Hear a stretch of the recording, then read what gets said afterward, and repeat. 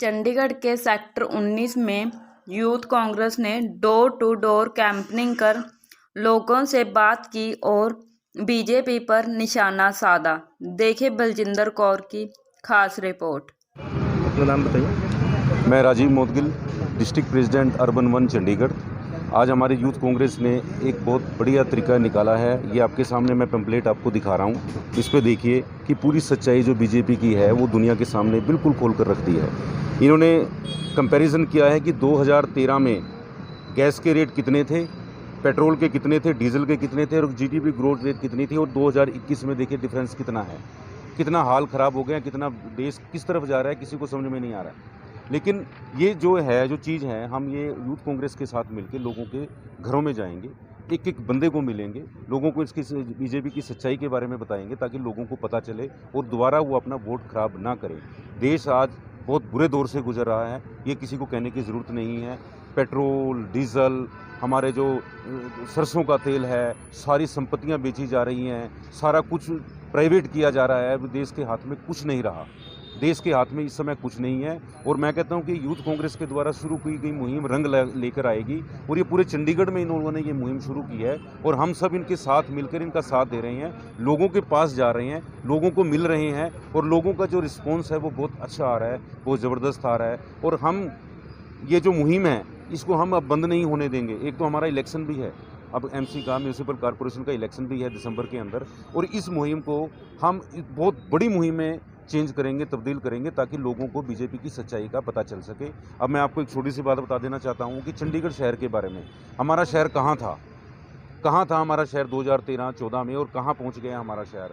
जगह जगह कूड़े के ढेर लगे हुए हैं, सड़कें टूटी पड़ी हैं, जगह जगह आप देखिए, पार्कों का हाल देख लीजिए। हमारे 19 सेक्टर को कभी लोग देखने आते थे, इतना खूबसूरत सेक्टर था, लेकिन अब 5 साल में बीजेपी की काउंसलर यहाँ से है, इसका क्या हाल कर दिया है लोगों ने। यही सच्चाई पूरे चंडीगढ़ के हैं।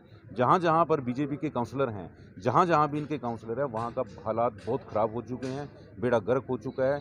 हम इनकी एमपी को देख लीजिए। अब कल मैंने खबर पढ़ी है अखबार में, वो टीवी में भी आई थी कि अब वो दोबारा फिर टीवी पे वापसी कर रही हैं। इसका मतलब, चलो बीमारी सबकी एक बराबर होती है, हम किसी को गलत नहीं बोलते, लेकिन हालात क्या है कि चंडीगढ़ में आने का टाइम नहीं है, लेकिन टीवी पर आने का टाइम है। चंडीगढ़ का क्या हाल हो गया, जिस दिन से इलेक्शन थे उस दिन से वो चंडीगढ़ में नहीं है।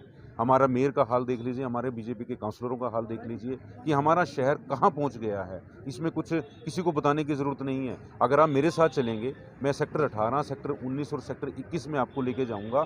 आप हमारे इलाके का वार्ड नंबर 11 का हाल देख लीजिए कि हाल क्या हो चुका है। लोग वार्ड नंबर 11 से कौन-कौन सी जो समस्या है उन पे क्या-क्या काम कर रहे हो? यहाँ पे वार्ड नंबर की कौन-कौन सी समस्या है? हम पिछले 5 साल से, पूरे 5 साल से शुरू हो गए थे और हमने इनकी नाकामियों को उजागर किया है।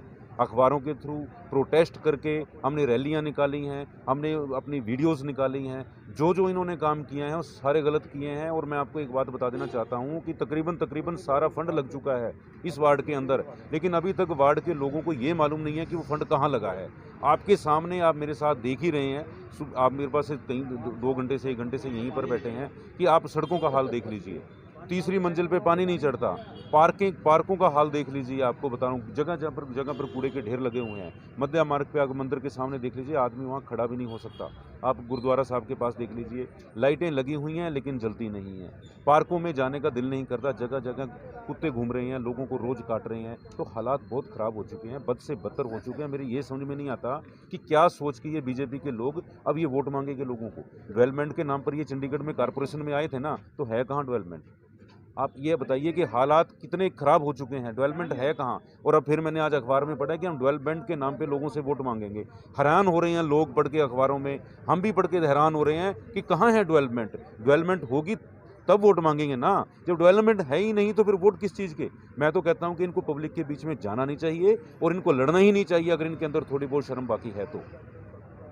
मैं इस यूथ कांग्रेस का, हमारे जो इंचार्ज साहब आए हैं, हमारे मनोज मोदी जी हैं, मैं उनको बहुत धन्यवाद करता हूं कि उन्होंने एक बहुत ज़बरदस्त शुरुआत की है, बहुत बड़ी मुहिम शुरू की है चंडीगढ़ के अंदर लोगों तक पहुंचने की। इनकी जो समस्याएं हैं, आज के जो आम जन की समस्याएं हैं, उनको लोगों तक पहुंचाने की बहुत ज़बरदस्त शुरुआत की है। और मैं डिस्ट्रिक्ट प्रेसिडेंट भी हूँ, मैंने अभी आपको बताया है, पिछले 24 साल से कांग्रेस पार्टी में हूँ। हमारा पूरा का पूरा चंडीगढ़ की कांग्रेस इनके साथ कंधे से कंधे मिला के खड़ी है। जहाँ भी हमारी ज़रूरत होगी इनको हम इनके साथ खड़े हैं और इनके साथ चलेंगे। मैं धन्यवाद एक बार फिर करता हूँ यूथ कांग्रेस को। धन्यवाद, बहुत बहुत मेहरबानी। मेरा नाम मनोज लुबाना है। मैं यूथ कांग्रेस का अध्यक्ष हूँ चंडीगढ़ का। सर, जो है डोर टू डोर का कैंपनिंग कर रहे हो आप वार्ड नंबर 11 से, तो आप इसके बारे में क्या कहना चाहते हैं? मैम, हमारी ये कैंपेन पिछले 5 दिनों से चल रही है और ये पूरी 35 की 35 वार्डों में होगी।